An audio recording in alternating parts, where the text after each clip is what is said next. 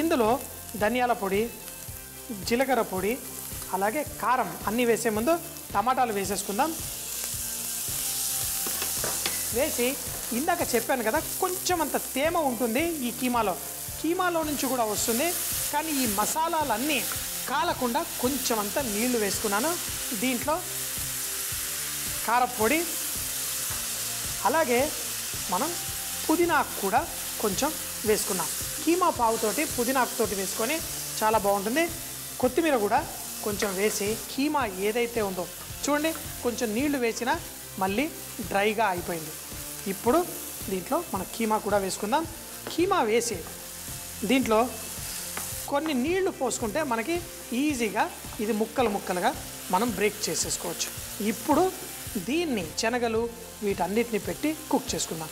నేను సాధారణంగా చేసేటప్పుడైతే కుక్కర్లో పడేసుకుంటే మనకి ఫాస్ట్గా అయిపోతుంది. పచ్చి బఠానీ ఒక్కటి వదిలిపెట్టేసి అన్నీ దీంట్లో పచ్చిమిరపకాయలు కూడా సన్నగా తరిగినవి వేసేసాను.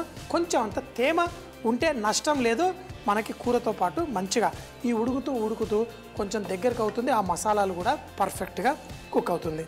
దీంట్లో ఉప్పు ఒక్కటి వేయలేదు, ఈ ఉప్పును కూడా కొంచెం వేసేసుకొని దీన్ని చక్కగా కుక్ చేసేసుకుందాం. ఒక 10 నిమిషాల పాటు ఉడికిన తర్వాత మన పావుతో పాటు వడ్డించేసుకుందాం. మూత పెట్టి చక్కగా కుక్ చేసేసుకున్నాను. ఒక 10 నిమిషాలు చక్కగా పర్ఫెక్ట్గా అయిపోయిన తర్వాత మనకి ఈ కీమా పావు చేయడం కోసం మన మ్యాషర్ అయితే మనకి కొంచెం దానాగా ఉన్నది కూడా మనకి ఈ విధంగా మ్యాష్, అందులో మనం శనగలు వేసాం, అది కూడా మ్యాష్ అయిపోతూ మనకి మంచి కన్సిస్టెన్సీ తీసుకొస్తుంది. దీంట్లో పచ్చి బఠానీ పచ్చి అంటే ఇదేమి పచ్చి కాదు, ఆల్రెడీ ఫ్రోజన్ బఠానీలే చక్కగా ఉడికిపోయినవి. దాన్ని కూడా దీంట్లో వేసుకొని ఇలా చేసుకుందాం. అయితే ఇలా చేయాలా, మా ఇంట్లో మ్యాషర్ లేదంటే చేయకపోయినా పర్లేదు, కానీ ఇలా చేసినప్పుడు ఆ శనగలు అలాగే ఈ పచ్చి బఠానీ కూడా కొంచెం మ్యాష్ అయ్యి కీమా మసాలాకి మంచి టేస్ట్ వస్తుంది.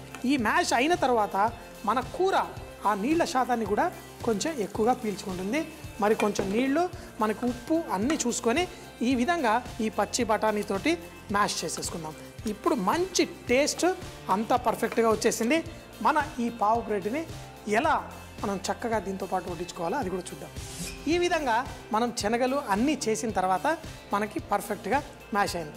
ఇప్పుడు మీకు అర్థమవుతుంది ఎందుకు ఆ నీళ్లు పోస్తూ ఉన్నాడు కీమాలో, ఎందుకంటే ఇది తర్వాత మనకి చక్కగా ముద్దలా తయారైంది.